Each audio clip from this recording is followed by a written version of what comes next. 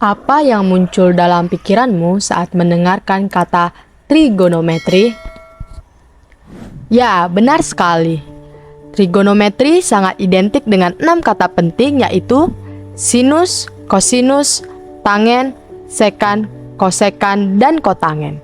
Secara umum, trigonometri merupakan ilmu tentang pengukuran sudut. Kenapa ya kira-kira trigonometri selalu berhubungan dengan sudut? Pakar matematika menemukan konsep 6 kata tersebut menggunakan pengukuran segitiga, sehingga disebut ilmu ukur segitiga atau trigonometri. Kata trigonometri sendiri berasal dari kata Yunani, trigonon yang berarti segitiga, metria yang berarti pengukuran. Kata trigonometri ini diperkenalkan oleh matematikawan dan astronom Jerman bernama Bartholomeus Pictius dalam judul karyanya Trigonometria sive de dimensione triangulae yang direvisi tahun 1600. Tapi, sadarkah kalian, walaupun konsep dasar trigonometri diperoleh dari ukuran segitiga, ketika kita mempelajari trigonometri lebih lanjut, seperti deret trigonometri, integral trigonometri, limit trigonometri, dan lain sebagainya, kita tidak lagi menggunakan segitiga. Jadi, trigonometri secara mendasar bermula dari pengukuran panjang garis dan pengukuran besar sudut dengan menggunakan perbandingan sisi-sisi segitiga. Tapi, tahukah Anda bahwa trigonometri berasal dari orang-orang terdahulu yang mempelajari ukuran tanah, konstruksi bangunan, dan perhitungan tinggi bayangan? Tahukah Anda bahwa hal ini juga melibatkan konsep geometri dan juga pemahaman tentang astronomi? Untuk menjawab pertanyaan ini, mari kita lihat sejarah trigonometri. Sejarah trigonometri dimulai sejak zaman kuno, lebih dari 3000 tahun yang lalu di peradaban-peradaban seperti Mesir kuno, Babilonia, dan Yunani kuno. Reruntuhan dan prasasti yang ditemukan di Mesir menunjukkan bahwa trigonometri sudah ada sekitar tahun 2300 sebelum Masehi. Mesir telah menggunakan sudut dengan membagikan lingkaran menjadi bagian-bagian yang sama. Selama berabad-abad juga, baik Mesir kuno dan Babilonia kuno, mereka mengembangkan teorema perbandingan sisi segitiga yang sama, tetapi mereka belum memiliki konsep pengukuran sudut. Mereka hanya mempelajari sisi-sisi segitiga. Awal kemunculan trigonometri berawal dari perhitungan bayangan. Melalui hal tersebut, tabel bayangan menjadi asal-usul kotangen dan tangen, di mana tabel bayangan ini berisi catatan yang menjelaskan hubungan antara panjang bayangan dengan tinggi objek atau jaraknya. Orang Babilonia menggunakan tabel bayangan ini untuk berbagai keperluan seperti pengukuran lahan, konstruksi bangunan, dan navigasi. Selanjutnya, tabel bayangan digunakan oleh Mesir di awal tahun 1500 sebelum Masehi. Bangsa Mesir menggunakannya untuk pengukuran lahan dan membangun piramida. Tabel serupa kemudian dikembangkan oleh peradaban lain termasuk India dan Yunani. Sekarang kita akan melihat pada masa bangsa Yunani. Pada bangsa Yunani, mereka mengambil pengetahuan dari Babilonia, yaitu hubungan antara sudut dalam lingkaran dengan panjang tali busur untuk mengembangkan teori posisi dan gerak planet. Maka dimulailah kontribusi awal sinus, kosinus, dan tangen yang muncul selama periode Alexandria 300 sebelum Masehi sampai 30 sebelum Masehi. Hipparchus adalah seorang astronom Yunani yang sering disebut sebagai bapak trigonometri. Kira-kira kenapa ya dia disebut sebagai bapak trigonometri? Hipparchus diakui sebagai bapak trigonometri karena ia adalah orang pertama yang mengembangkan serangkaian sudut dengan membuat tabel nilai busur dan koordinat. Tokoh selanjutnya adalah Menelaus. Menelaus memberikan kontribusi besar dalam trigonometri bola. Ia menulis 9 buku yang menjelaskan perkembangan trigonometri di Yunani. Namun, karya yang paling berpengaruh ditulis oleh Ptolemeus, yaitu The Mathematical Syntaxis, yang terdiri dari 13 buku. Alasan buku ini berpengaruh karena di dalam buku ini dituliskan perbedaan antara trigonometri datar dan trigonometri bola. Sehingga Ptolemy sering dianggap sebagai tokoh yang paling berpengaruh dalam perkembangan trigonometri. Selanjutnya adalah peradaban India. Kontribusi utama bangsa India dalam perkembangan trigonometri terlihat melalui buku Siddhantas, di mana secara formal mengenalkan fungsi sinus dalam sejarah matematika. Matematikawan India menciptakan tabel sinus versi mereka sendiri. Salah satu tokoh penting yaitu Aryabhata, seorang ahli matematika dan astronom terkemuka dari India, yang menghasilkan sebuah buku yang disebut Aryabhatiyah. Dalam karyanya yang terkenal itu, ia memperkenalkan konsep sinus dan kosinus. Oleh karena itu, sejak tahun 1151 Masehi, konsep dari 6 fungsi trigonometri telah ada. Hanya saja pada saat itu, fungsi-fungsi tersebut belum diberi nama seperti yang kita kenal sekarang.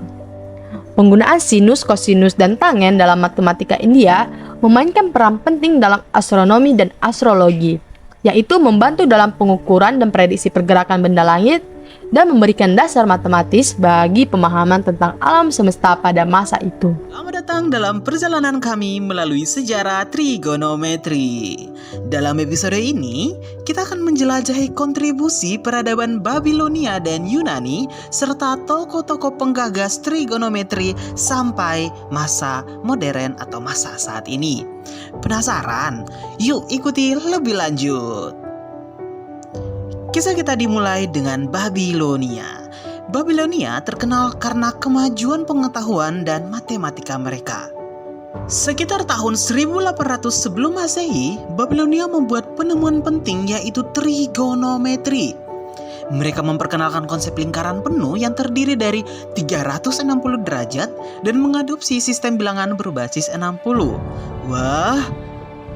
Nah, konsep revolusioner ini membawa mereka untuk mendefinisikan 1 menit sebagai 60 detik dan 1 jam sebagai 60 menit. Nah teman-teman, Babilonia percaya bahwa dalam lingkaran penuh terdapat 6 segitiga sama sisi yang membentuk sudut 360 derajat. Membuat kita pikir-pikir ya. Seorang ilmuwan terkenal bernama Lagada mengembangkan teori geometri dan trigonometri untuk perhitungan astronomi. Sayangnya, sebagian karya beliau hilang akibat penjajah India. Namun, peradaban Babilonia memainkan peran penting dalam perkembangan trigonometri, terutama dalam memperkenalkan konsep sudut 360 derajat dan penggunaan sistem bilangan berbasis 60. Nah, trigonometri sendiri juga muncul dalam bentuk perhitungan bayangan. Astronom Babilonia mengaitkan fungsi-fungsi trigonometri dengan busur lingkaran dan panjang tali yang membentuk bunsur tersebut. Pada awalnya, trigonometri digunakan dalam perhitungan bayangan. Babilonia menciptakan tabel bayangan yang berisi daftar untuk memperkirakan ukuran dan jarak berdasarkan bayangan yang dihasilkan oleh sinar matahari. Nah, tabel bayangan ini memungkinkan bahwa para astronom dan navigator untuk mengukur sudut, tinggi bangunan, dan jarak antar objek berdasarkan panjang bayangan yang terlihat. Tabel ini berisikan catatan yang menjelaskan hubungan antara panjang bayangan dengan tinggi objek ataupun jaraknya. Babilonia menggunakan tabel bayangan ini untuk berbagai keperluan seperti pengukuran lahan, konstruksi, dan navigasi. Dengan memahami hubungan antara panjang bayangan dan ukuran objek, mereka dapat melakukan perhitungan dan estimasi menggunakan tabel bayangan yang tersedia. Nah, tabel bayangan Babilonia menjadi contoh awal penggunaan data terstruktur yang membangun dalam pengukuran dan perhitungan trigonometri dalam situasi praktis. Fungsi-fungsi ini muncul dari penemuan tabel bayangan tersebut. Tabel serupa kemudian dikembangkan oleh peradaban lain termasuk Mesir dan Yunani.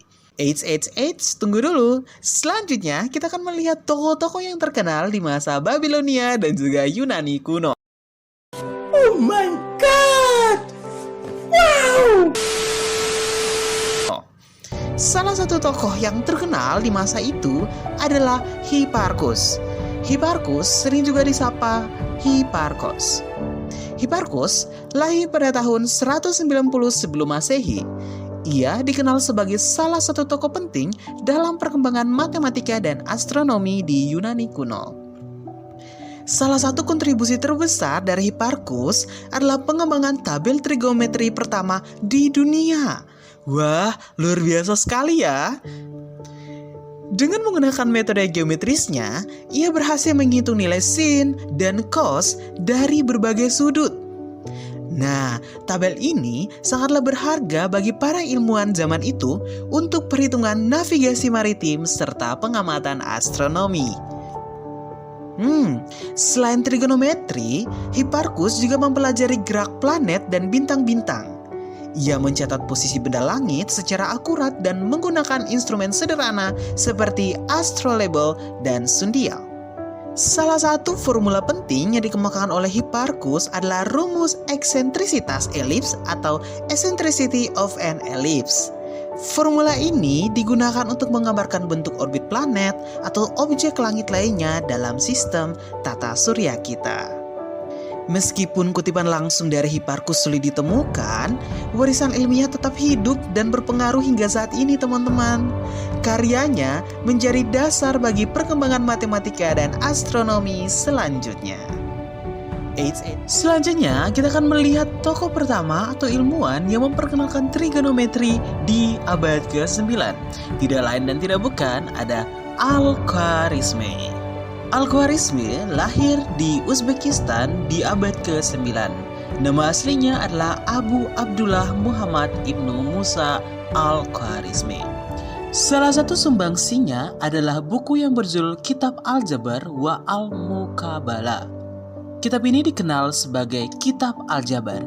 Itulah sumber pertama atau sumber utama pengenalan istilah Al-Jabar ke dunia barat. Kitab ini memperkenalkan metode-metode sistematis untuk memecahkan persamaan linear dan kuadratik. Nah, konsep-konsep tersebut membantu perkembangan matematika modern seperti yang kita kenal sekarang, yaitu persamaan linear dan juga persamaan kuadrat. Selanjutnya nih, kita akan bicara tentang Al-Battani. Al-Battani hidup di abad ke-9 juga bersama dengan Al-Khwarizmi dan berasal dari Haran atau sekarang kita kenal dengan Turki. Al-Battani adalah seorang ahli astronomi yang sangat berpengaruh di masanya. Ia melakukan pengamatan teliti tentang gerak benda-benda langit dan mengembangkan tabel-tabel astronomi yang lebih akurat. Selain itu, ia juga membuat kemajuan besar dalam bidang trigonometri dengan memperkenalkan fungsi-fungsi trigonometri seperti sinus, cosinus, tangen, dan kotangen. Kontribusinya membantu perkembangan ilmu pengetahuan tentang sudut dan perhitungan terkaitnya. Dan yang tak kalah pentingnya adalah Al-Biruni. Siapa tuh Al-Biruni? Al-Biruni adalah tokoh matematikawan yang memperkenalkan trigonometri juga di abad ke-11. Ia merupakan seorang polimath Persia yang luar biasa. Al-Biruni memiliki minat luas dalam bidang matematika, astronomi, geografi, fisika, antropologi budaya, dan banyak lagi. Karyanya mencakup berbagai topik-topik yang tadi saya sebutkan. Nah, dalam matematika khususnya, ia melakukan penelitian mendalam di bidang trigonometri dan geometri. Salah satu sumbangsi penting adalah rumus sin untuk segitiga datar. Rumus ini digunakan hingga saat ini dalam perhitungan sudut-sudut segitiga. Ada nih teman-teman quotes penting dari ketiga tokoh tersebut. Nah, kata Al-Battani, jangan puas dengan pendapat orang lain, carilah kebenaran sendiri. Dan juga quotes dari Al-Biruni, yaitu pengumpulan pengetahuan adalah kewajiban bagi setiap umat kita, atau dalam hal ini untuk setiap umat manusia sendiri. Nah, tidak hanya tokoh-tokoh sebelumnya yang menjadi tonggak pendiri sejarah trigonometri, kita masih punya Johannes Müller von Königsberg alias Regiomontanus. Dia adalah seorang matematikawan Jerman yang menciptakan tabel fungsi sinus dan memperkenalkan trigonometri sebagai cabang matematika mandiri melalui karyanya yang berjudul Tabulae Directionum et Profectionum. Selanjutnya, kita punya George Joachim Rheticus, seorang matematikawan Jerman lainnya. Dia membantu menyebarkan konsep heliosentris melalui karya Narratio Prima. Tidak hanya itu, dia juga memberikan kontribusi pada perkembangan trigonometri dengan menggunakan radian untuk menghitung fungsi-fungsi trigonometri. Terakhir, kita punya Abraham de Moivre, matematikawan Prancis-Inggris yang membuat kemajuan besar dalam teori probabilitas. Karya yang terkenal The Doctrine of Changes menjadi dasar bagi pengembangan teori probabilitas modern. Dia juga menciptakan rumus de Moivre untuk menghitung hasil pangkat bilangan kompleks. Sekarang, mari kita lihat aplikasi dari trigonometri dalam berbagai bidang. Yang pertama dalam bidang navigasi. Trigonometri digunakan untuk menentukan arah seperti utara, selatan, timur, dan barat, dan untuk menentukan lokasi. Dalam bidang pemetaan, trigonometri digunakan untuk mengukur jarak antara dua titik yang sulit dijangkau langsung, menghitung tinggi bangunan atau gunung, dan mengukur sudut kemiringan lereng, di mana data ini sangat penting dalam pemetaan dan konstruksi infrastruktur. Serta dalam bidang fisika dan bidang rekayasa, trigonometri digunakan untuk menganalisis sinyal. Dalam studi sejarah trigonometri, kita bisa melihat betapa luar biasanya kemampuan manusia dalam mempelajari dan memahami prinsip-prinsip matematika yang ada di alam semesta ini. Gak nyangka ya, bahwa Allah memberikan kita bakat dan kecerdasan untuk menggali rahasia-rahasia trigonometri ini. Kita juga diajak untuk menghormati kebijaksanaan dan kuasanya melalui indahnya desain yang terdapat dalam alam semesta. Dengan belajar trigonometri, kita bisa menyaksikan sendiri betapa hebatnya ciptaan Tuhan dan bagaimana ilmu matematika membantu kita memahami lebih banyak tentang dunia ini. Seperti di dalam Amsal 9 ayat 10, mengingatkan kita betapa pentingnya pengetahuan dan pemahaman agar kita bisa menghargai kebesaran Allah dalam menciptakan segala sesuatu. So, jangan sia-siakan kesempatan buat terus belajar dan berkembang ya. Studi trigonometri juga mengajarkan kita untuk memanfaatkan bakat dan pengetahuan yang Allah berikan kepada kita. Jadi, itu dia wawasan Kristen Alkitabiah yang menjadi pedoman di dalam kehidupan kita sebagai umat ciptaan Allah yang ada di dunia ini. Jangan pernah patah semangat untuk belajar, terus mengejar cita-citamu, dan kiranya Tuhan selalu menyertaimu dari hari ini sampai selamanya. Nah, sekarang kita tahu nih bahwa sejarah trigonometri mencerminkan perkembangan matematika dan penggunaannya yang luas. Trigonometri merupakan bagian penting dari warisan intelektual manusia. Di era modern, trigonometri terus digunakan dalam berbagai bidang seperti fisika, astronomi, navigasi, dan rekayasa. Dengan memahami sejarah trigonometri, kita dapat menghargai kontribusi para matematikawan terdahulu dan memahami bagaimana konsep trigonometri seiring waktu. Mari kita belajar trigonometri karena trigonometri itu mudah sekali. Sekian dan terima kasih.